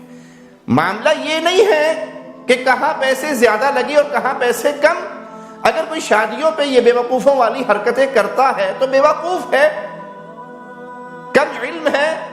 اس کا عمل اس کو دلیل بنا کر آپ یہ کہیں کہ ہم عید میلاد میں روشنی کر رہے ہیں، لائٹنگ کر رہے ہیں، چراغاں کر رہے ہیں، تو اس لیے جائز ہے کیونکہ شادیوں پہ ہو رہا ہے. اس لیے جائز ہے کہ جہیز میں صوفے اور ڈبل بیڈ بڑے مہنگے دیے جا رہے ہیں، تو ہماری یہ چھوٹی سی خوشی تم کیوں نہیں پوری ہونے دیتے؟ اگر یہ دین ہے، اگر یہ اسلام ہے، تو کتاب و سنت میں اس کا وجود نہیں ہے تو دیجئے دلیل. اٹکل بچوں سے کام نہیں چلے گا کہ آپ کسی کی شادی پہ ہونے والے اخراجات کو دلیل بنا کر اسلام میں ایک ایسا عمل ثابت کر دیں، شامل کر دیں، مسلمانوں کو ایسا عمل دے دیں جس عمل کا اسلام سے کوئی تعلق نہیں. ARY کے قوالی ٹی وی پر ایک مولوی صاحب اپنی کم علمی کا مظاہرہ کرتے ہوئے فرماتے ہیں، مولویوں کا حلیہ بنائے ہوئے یہ شخص دین کی بنیادی باتوں سے بھی جاہل ہے. اس کو کس نے کہا کہ صرف وہی دین ہے جو قرآن میں ہو، جس پر کوئی آیت قرآن حکیم کی دلیل بنے؟ کیا اس کو یہ نہیں پتا کہ حدیث رسول بھی دلیل ہے؟ پیارے نبی صلی اللہ علیہ وسلم کا عمل، آپ کا قول اور آپ کی تقریر، 3 چیزیں ہمارے لیے حجت ہے. آپ کچھ فرما دیں وہ دین، آپ کچھ کر کے دکھائیں وہ دین، آپ کے سامنے کچھ کیا جائے اور آپ خاموشی اختیار کریں تو وہ بھی دین. اگر وہ غلط ہوتا تو مصطفیٰ صلی اللہ علیہ وسلم فدا ہو ابی و امی خاموش نہ رہتے. ابو بکر صدیق نے یا صحابہ نے پیارے نبی کے لعاب کو اپنے ہاتھوں پہ لیا, اپنے چہرے پہ ملا. اللہ کے نبی صلی اللہ علیہ وسلم دیکھ رہے تھے, خاموش تھے. آپ کی خاموشی دلیل ہے کہ یہ اللہ کے نبی صلی اللہ علیہ وسلم کی رضامندی ہے. اگر یہ غلط ہوتا نبی روک دیتے. ہمارے لیے حجت ہے. آپ وضو کر رہے ہیں, صحابہ آپ کے مبارک پانی کو, وضو کے پانی کو اپنے جسموں پہ مل رہے ہیں, آپ کے ماتھے کے پسینے کو اپنے جسموں پہ مل رہے ہیں اور نبی دیکھ رہے ہیں. یہ ثابت ہوا کہ یہ حدیث رسول سے ثابت ہے. آپ اپنے بالوں کے منہ مبارک کے تبرک دے رہے ہیں اور صحابہ لے رہے ہیں. جس طرح قرآن حجت ہے ویسے حدیث حجت ہے. نبی کا فعل بھی حجت ہے, نبی کا قول بھی حجت ہے اور تقریر بھی حجت ہے. آپ نے یہ سارا کچھ ہوتے ہوئے دیکھا, خاموشی اختیار کی, ہمارے لیے دلیل بن گئی. لیکن یہ بتائیے کہ صحابی نے موم بتیاں جلائی, چراغ جلائے 12 ربیع الاول پہ؟ کسی صحابی نے جلوس نکالا؟ یہ جو حرکتیں آپ کر رہے ہیں, جن کے لیے دلیلیں آپ نے ایسی اپنے پاس سے تلاش کر اپنے مریدوں کو خاموش کروانے کے لیے جھوٹ کے نام پہ پھیلا رہے ہیں, اس کا کوئی وجود پیارے نبی صلی اللہ علیہ وسلم کی زندگی سے یا پیارے نبی صلی اللہ علیہ وسلم کے صحابہ کی زندگی سے ہے تو دیجئے. قرآن حکیم کی کوئی آیت پیش کیجئے اس تیسری عید پر, رسول کریم صلی اللہ علیہ وسلم کی کوئی حدیث پیش کیجئے اس تیسری عید پر, صحابی کا کوئی عمل پیش کیجئے کہ آپ نے اس دن یہ صحابہ نے یہ عمل کیا اور آپ خاموش رہے, جلوس نکلے اور آپ خاموش رہے, چراغ جلے اور خاموش رہے, قوالیاں ہوئی, ڈھول بجے اور آپ خاموش رہے. اور اب تو اللہ معاف فرمائے, انا للہ و انا الیہ راجعون. اس عید کے نام پر وہ کچھ ہو رہا ہے جس سے رسول اللہ صلی اللہ علیہ وسلم نے منع کیا. عورتیں بن ٹھن کے نکل رہی ہیں, میک اپ زدہ چہروں کو لے کر نوجوانوں کو مصیبت اور فتنے میں مبتلا کر رہی ہیں. سینما گھروں پر بورڈ لگ رہے ہیں عید میلاد النبی کی خوشی میں 4 شو. یہ کون سا دین ہے؟ مولوی صاحب اس کے ذمہ دار آپ ہیں کہ آپ امت محمدیہ کے چہرے کو پیارے نبی کی فرمانبرداری سے موڑ کر شیطان کے راستے پہ چلا رہے ہیں, ان کو ڈانس, گانے, باجے اور فلموں کی دنیا میں دھکیل رہے ہیں. اس کا جواب قیامت کے دن آپ کو دینا ہوگا. عید میلاد منانا حرام ہے. سعودی عرب کے مفتی اعظم نے فتویٰ دیا ہے. جی, عید میلاد منانا اسلام میں اضافہ ہے, اسلام میں ویلڈنگ ہے, ٹاٹ کی پیوند کاری ہے. نبی صلی اللہ علیہ وسلم نے اپنی زندگی کے اندر جتنے ربیع الاول آئے کبھی عید میلاد نہیں منائی. مجھے کل ہی کسی بھائی نے کلپ بھیجا حضرت قادری صاحب کا, وہ کھول کے بیٹھے ہیں کتابیں, 10ویں صدی میں اس نے منایا, 12ویں صدی میں اس نے منایا, 9ویں صدی میں اس نے منایا, 8ویں صدی میں اس نے منایا, بزرگوں کے حوالے دے رہے ہیں. ہم کہتے ہیں بھائی آپ نے یہ حوالے دے کے کیا کمال کر لیا؟ یہ تو ہم خود مان رہے ہیں کہ یہ کام شروع ہوا ہے 6 صدی ہجری کے لاسٹ میں.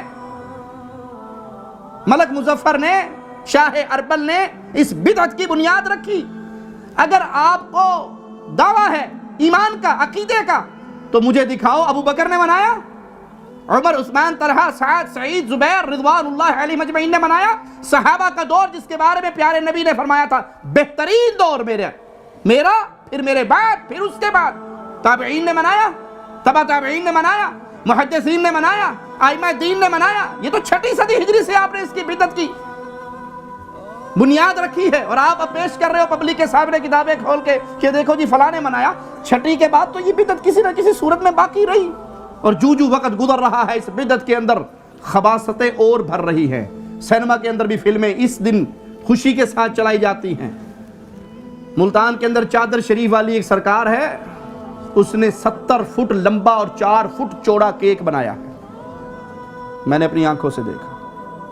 1400 کلو مکھن ڈلا ہے اس میں, 5000 انڈے ڈلے ہیں, 600 کلو چینی ڈلی ہے, 600 کلو میدا ڈلا ہے. ملتان میں جس کے پڑوس میں محمد کو ماننے والے تھر کے اندر اس کے بچے بھوک سے مر گئے صلی اللہ علیہ وسلم. اس رسول کے نام پر ڈرامے بازی کرتے ہو کھانے پینے کی, جس کے پاس اس کے مرید نے آ کے بطن سے کپڑا اٹھا کر کہا تھا پیارے حبیب پتھر باندھا ہوا ہے, آپ نے اپنا کپڑا اٹھا کر کہا تھا میرے صحابی تو نے ایک باندھے ہیں، تیرے رسول نے 2 باندھے ہیں. تو نے ایک باندھے ہیں، تیرے حبیب نے 2 باندھے ہیں. جس کے پاس غلام آئے تھے تو سیدنا علی نے سیدہ خاتون جنت فاطمہ الزہرا کو بھیجا تھا، جا بابا سے مانگ کے لا. اور اس نے آ کر کہا تھا بابا چکی چلا چلا کے ہاتھوں پہ بنت رسول کے چھالے پڑ گئے ہیں، جھاڑو دے کے بالوں میں مٹی پڑ گئی ہے، پانی کی مشکیزیں اٹھا اٹھا کر نشان پڑ گئے ہیں. آپ کے پاس آج اللہ نے فروانی دی ہے، غلام آئے ہیں، ایک مجھے بھی دے دو. پیارے حبیب نے کہا تھا یہ اصحاب صفا کو چھوڑ کر میں اپنے گھر والوں کو رجا دوں؟ میں ان غلاموں کو بیچوں گا یا ان کی محنت سے جو پیسہ آئے گا اپنے صحابہ پہ خرچ کروں گا؟ 70 فٹ لمبا کیک بنانے والے بابا جی، تھر کے معصوم بچے تجھے نظر نہ آئے جو دودھ کی پیاس سے بلک بلک کے مر گئے؟ سندھ کے ریگستانوں میں پڑے ہوئے کلمہ گو محمد کے امتی نظر نہ آئے؟ صلی اللہ علیہ وسلم اس کیک پہ جتنا خرچہ ہوا اتنے سے تو غریب کے 100 گھرانوں کا سال کا خرچہ چل جاتا، جو اچار سے روٹی کھا لیتے ہیں، جن کے گھر میں اچار بھی نہیں ہے.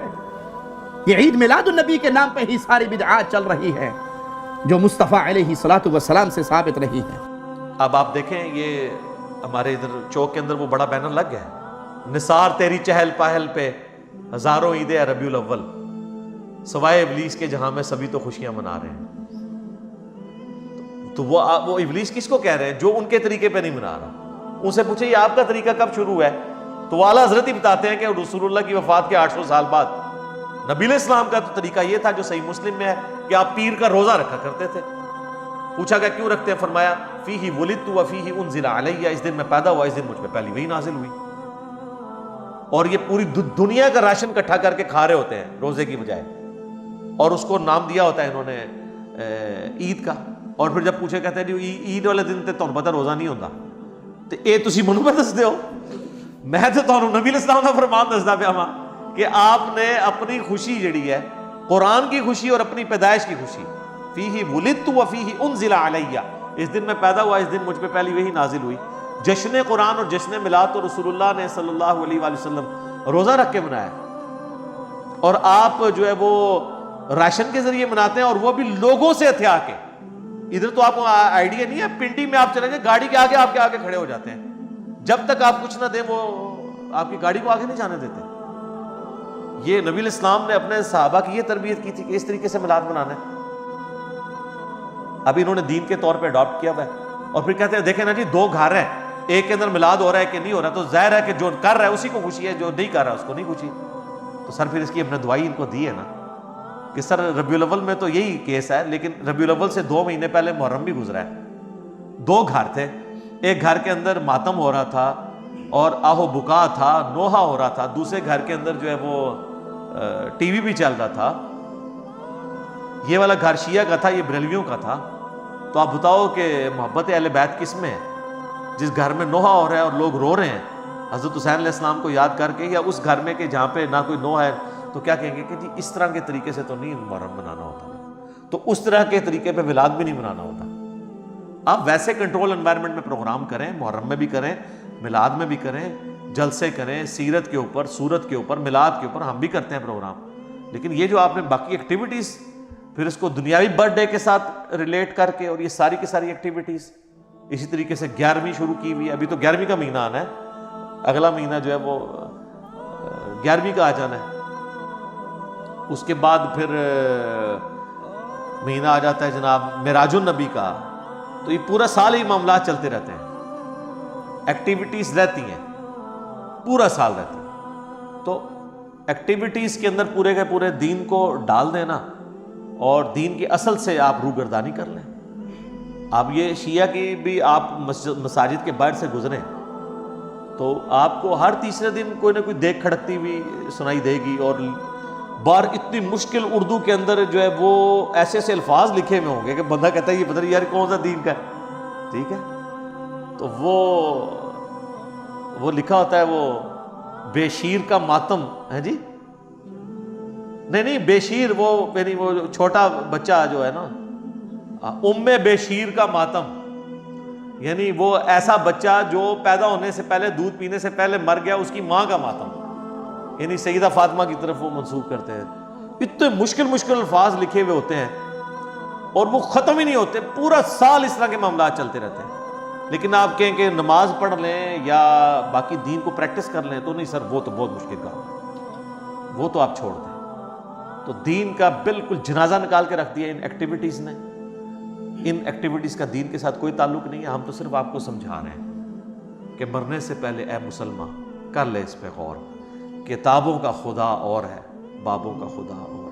میرا خیال اب آپ کو یقین آ گیا ہوگا کہ واقعی بابوں کا خدا کوئی اور ہی ہے، اگرچہ وہ اسی خدا کو مانتے ہیں لیکن ان کوالٹیز کے ساتھ. کہنے کو تو دین سب کا اسلام ہے، لیکن کتابوں کا جہاں اور ہے، بابوں کا جہاں اور. یہ کتابوں کا جو جہاں ہے نا جی، یہ وہ ہے جو آسمان سے دین نازل ہوا ہے، اور بابوں کا جو جہاں ہے وہ ادھر سے ہی خود ہی انہوں نے اپنا جہاں بنایا ہوا ہے، اسی لیے وہ وکرا جہاں ہے.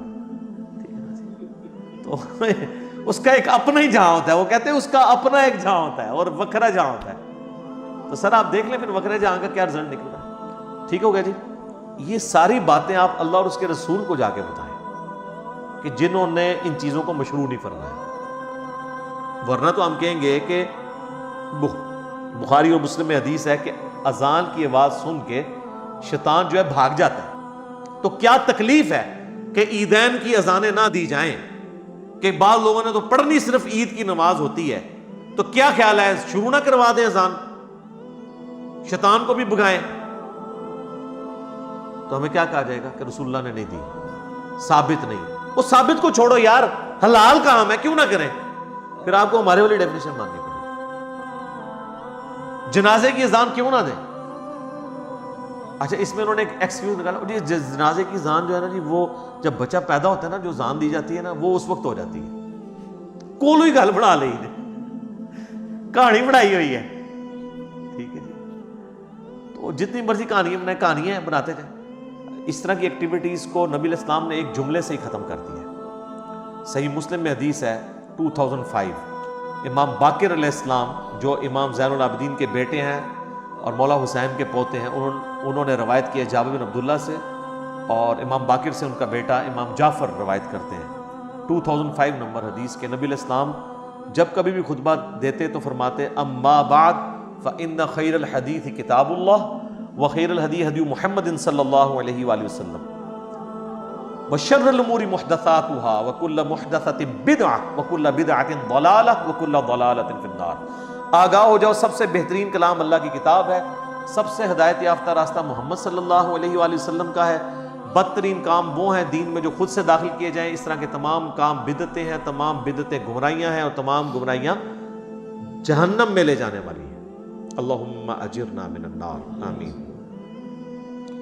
تو جب آپ نے فرما دیا کہ ہدایت یافتہ راستہ میرا ہے، کل کو کوئی شخص جو ہے مغرب کے 3 کے بجائے 4 فرض پڑھے اور کہ جی میں نے زیادہ ہی پڑھے، اس میں کون سا غلط کام کیا؟ نہیں. نبی علیہ السلام کے بتائے ہوئے میں آپ نے خود سے چیزیں نہیں ایڈ کرنی. بخاری اور مسلم دونوں میں حدیث ہے من احدث فی امرنا ھذا، جس نے ہمارے تعلیم کی ہوئی دین میں کوئی چیز داخل کی فہو رد، تو مردود ہے. ہاں دین اصل اپنی جگہ پہ موجود رہے، آپ اس کو فیسیلیٹیٹ کریں تو آپ کو ثواب ملے گا. وہ صحیح مسلم میں حدیث ہے جس نے دین میں اسلام میں اچھا طریقہ جاری کیا، جتنے لوگ عمل کریں گے اس کا ثواب اسے ملے گا، اور جس نے عمل کیا اس کے ثواب میں بھی کمی نہیں ہوگی، اور جس نے جاری کیا تھا اس کو سب کا کمبائنڈ ثواب ملے گا، اور جس نے برا طریقہ جاری کیا تمام کا وبال اس پہ ہوگا، اور وہ جو خود کر رہے ہوں گے ان کے وبال میں بھی کمی نہیں ہوگی. اس میں الفاظ ہے سنتن حسنتن، یا حالت رفع میں پڑھیں سنتن حسنتن اور سنتن سیئتن. اچھا طریقہ اور برا طریقہ، اچھی بدعت اور بری بدعت نہیں. اور یہ حدیث بھی آدھی بیان کرتے ہیں. یہ پوری حدیث تو یہ ہے، نبی علیہ السلام کے پاس کچھ نیو مسلم آئے، وہ بڑے غریب تھے، آپ کے چہرے مبارک پہ آثار آ گئے پریشانی کے، اور آپ نے نماز پڑھنے کے بعد مسجد میں خطبہ دیا اور لوگوں کو ترغیب دلائی کہ اللہ کی راہ میں خرچ کرو. تو ایک صحابی گھر گئے، وہ اپنے گھر کا کافی سارا سامان لپیٹ کے ایک بہت بڑے تھیلے میں ڈال کے، جو صحابہ کہتے ہیں بڑی مشکل سے وہ گھسیٹتا ہوا مسجد میں آ کے سین میں رکھا. اس کو دیکھا دیکھی لوگ باقی بھی لے آئے، اور حضور علیہ السلام کا چہرہ مبارک خوشی سے دمک اٹھا جیسا کہ سونا چمک رہا ہوتا ہے.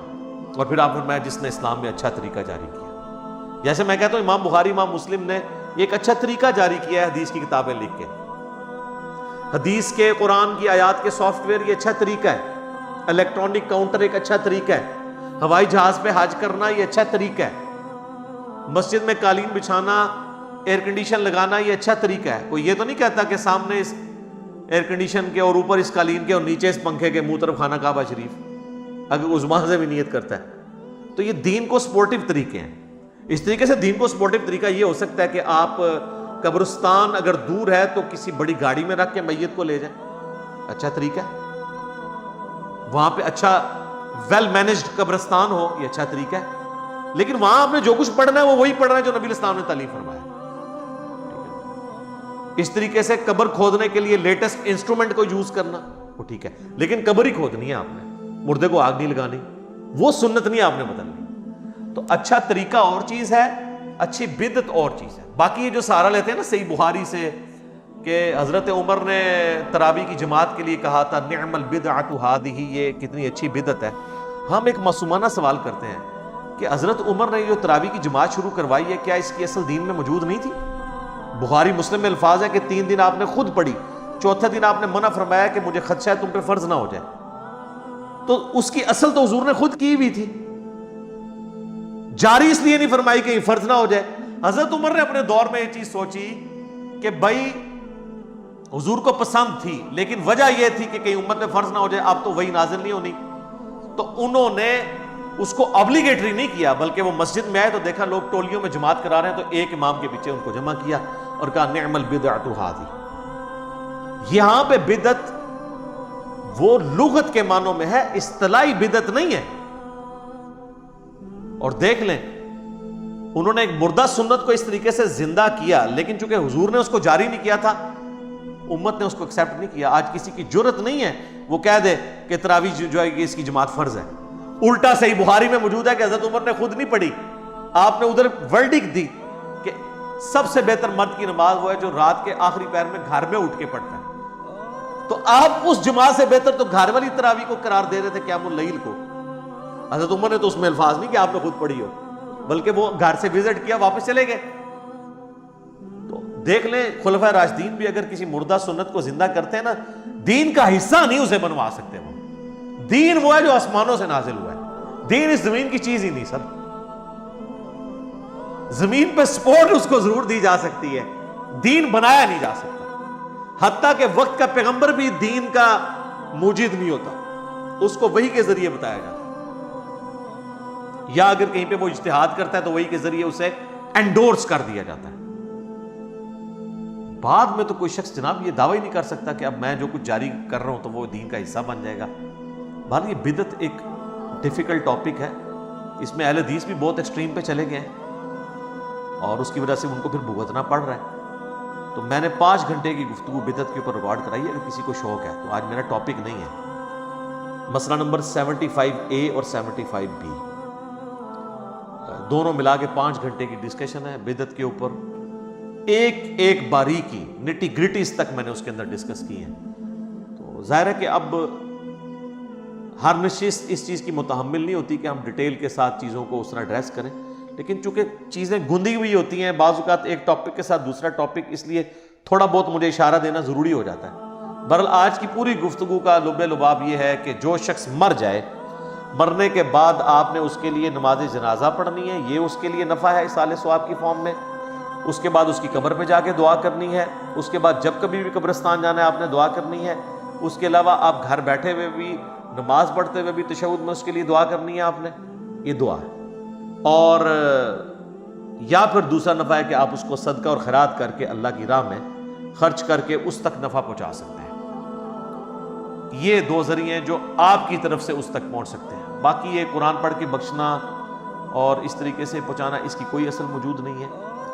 اولاد جو کچھ نیک اعمال کر رہی ہے، چاہے قرآن پڑھ رہی ہے یا نیک اعمال نماز کی شکل میں کر رہی ہے، حج کی شکل میں، وہ آٹومیٹکلی ماں باپ کو ثواب مل جاتا ہے، اس کے لیے بخشنا ضروری نہیں ہوتا.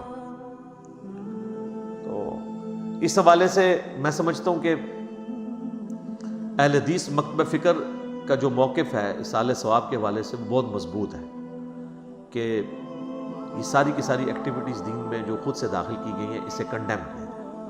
باقی جہاں تک ہمارے بریلوی بھائی ہیں، دیوبندی ہیں، شیعہ ہیں، وہ اس معاملے میں بہت آگے جا چکے ہیں.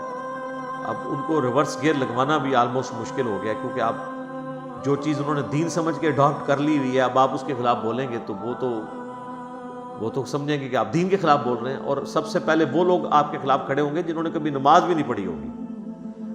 وہ اس طرح کی ایکٹیویٹیز کو اس طریقے سے مضبوطی سے دین سمجھ کے اڈاپٹ کیے ہوئے ہوں گے، لڑنے مرنے کے لیے تیار ہو جائیں گے. آپ دیکھتے ہیں کہ کئی جنازوں کے اوپر جھگڑا ہو جاتا ہے کہ جی جنازہ کس سے پڑھوانا ہے.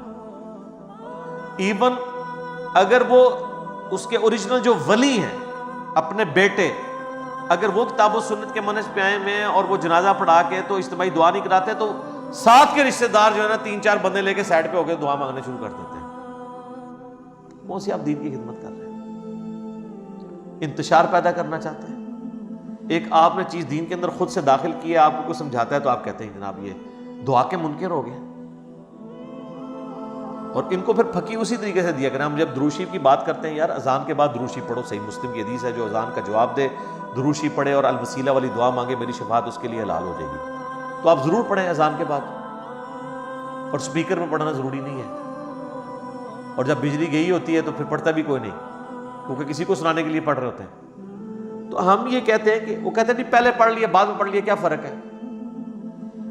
کوئی درود شریف کا کوئی ٹائم تو نہیں ہے نا جی. تو سر ٹائم نہیں ہے تو ٹھیک ہے، آپ ٹوائلٹ میں جاتے وقت بھی پڑھا کریں، دعائیں چھوڑ دیں. آپ جو چیز جس وقت بتائی گئی ہے اسی وقت آپ نے پڑھنی ہے نا.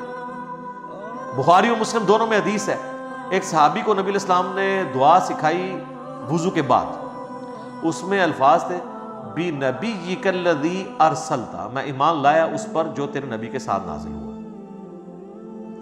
اس نے جب دعا ریپیٹ کی نا تو پڑھ دیا بِرَسُولِكَ الَّذِي أَرْسَلْتَ، میں ایمان لایا اس پر جو تیرے رسول کے ساتھ نازل ہوا.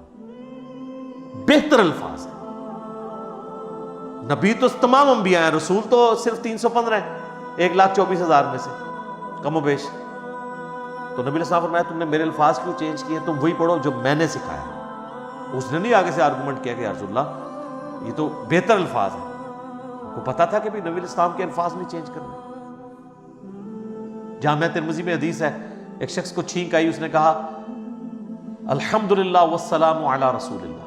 تو عبداللہ بن عمر نے کہا میں بھی قائل ہوں الحمدللہ والسلام علی رسول اللہ کہنے کا، لیکن اس موقع پہ نہیں. ویسے تم پڑھو رسول اللہ پر سلام. چھینک پر نبی علیہ السلام نے ہمیں صرف سکھایا الحمدللہ یا الحمدللہ علی کل حال. یہ 7 درود شریف نہ جوڑو. آج کے دور میں عبداللہ بن عمر ہوتے تو یہ 295C لگواتے اور کہتے کہ جی آپ نے تو درود کے منکر ہیں، آپ کے دل میں بغض ہے درود کا، بغض ہے درود کا. کیونکہ ان کو جب تک آپ انہی کی مثالیں نہیں دیں گے نا، ان کو باتیں سمجھ نہیں آئیں گی کہ جو اصول اور مبادی انہوں نے خود کھڑے کیے ہوئے نا وہی ان کے خلاف جاتے ہیں. اللہ تعالیٰ سے دعا ہے جو حق بات میں نے کہی اللہ تعالیٰ ہمارے دلوں میں راسخ فرمائے. اگر جذبات میں میرے منہ سے غلط بات نکل گئی اللہ تعالیٰ ہمارے دلوں سے محو کر دے اور ہمیں معاف بھی فرما دے. ہمیں کتاب و سنت کی تعلیمات پر عمل کر کے دوسرے بھائیوں تک پہنچانے کی توفیق عطا فرمائے. سبحانک اللہم و بحمدک اشہد ان لا الہ الا انت استغفرک و اتوب الیک وما علینا الا البلاغ المبین. جزاکم